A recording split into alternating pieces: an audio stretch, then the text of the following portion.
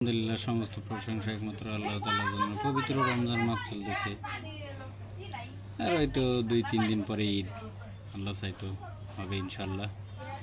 সেই জন্য যখন বাবা মা ছোট ছিলাম, বাবা মার কাছে যখন আবদার করতাম, তখন বুঝতাম যে ঈদ একটা কী জিনিস, ঈদ একটা কেমন জিনিস। আজকে নিজে বাবা মা হয়েছি, আজ সন্তানের আবদার পূরণ করতে যেয়ে আফসোস ভাই। আমার আল্লাহ নিলে 3-4টা সন্তান, 2টা ছেলে 2টা মেয়ে, কিন্তু তাদের আবদারের কোনো তুলনা নাই।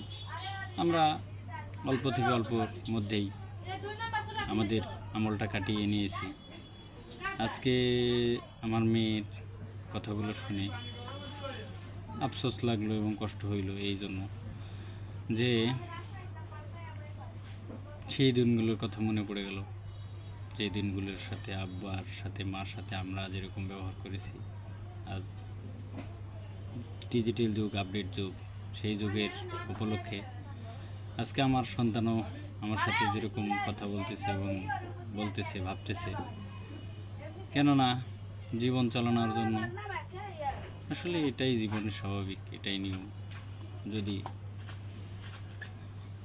সেই দিনের কথাগুলো বলতে যাই তাহলে আসলে কষ্টদায়ক লাগে, কষ্টদায়ক হয়। তবে আমাদের আমলে আমরা একটু হলেও একটু বুঝতে, আপডেট যুগের আমলের মতন ছিলাম না। আমরা যতটুকু করছি সেই হিসাবে মেনে নেওয়ার চেষ্টা করছি।